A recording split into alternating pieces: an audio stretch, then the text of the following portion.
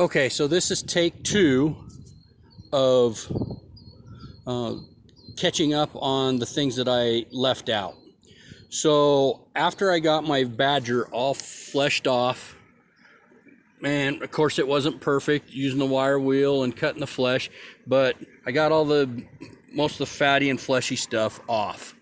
So what I did is I took 2 gallons of not scalding hot water, but pretty warm water, and I put one of those small containers of alum, which is about 2 ounces of alum, into that hot water, and that was on 2 gallons of water.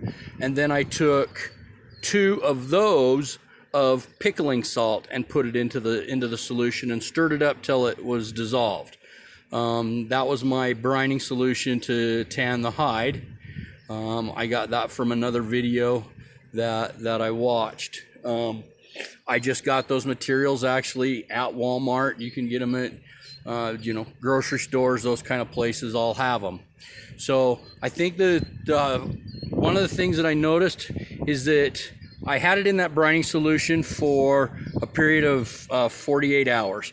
Now, other videos that I watched said to put it in for 48 to 72 hours, but I've got some stuff going on tomorrow, and so I won't be able to do it tomorrow morning prior to the 72-hour mark. And so it said don't go longer than 72 hours. So I took it out right at about 48 hours. One thing I noticed is that there wasn't a lot of hair that had come off of my hide and floated to the top in the water. So I'm taking that as a good sign. But I think the skinning process came out pretty good. There's the head. Of course, the badger has a beautiful tail. Of course, this was a big male, so we kept at least some of that intact as well. But the head come out really well. The only thing that I was kind of disappointed in myself with, and it was probably because I was hurrying, was I put some holes in my hide, which if I were to sell this hide would devalue the hide. And one of these holes was the the one right here in this ear was the one where my bullet went through. So far I think the hide's in pretty good shape.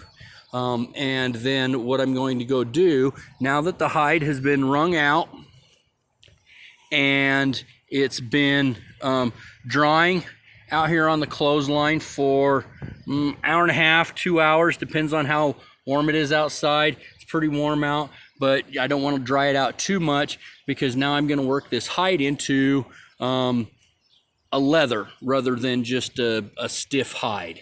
So, and I'll show you the process that I learned on that. Okay, so the way that I'm going to work this hide into leather is videos that I watched said to use a tree. The trees that we have at my house are that giant pine tree and that giant pine tree. And then we have some willow trees out back that they're not really worth a hoot. So it's getting ready to rain, and so I needed to get this hide going, so I did it under the porch, and I am using the wooden porch swing that we have. What I'll do is I'll just take the hide and wrap it around and work the hide against this this tree to work the hide into leather.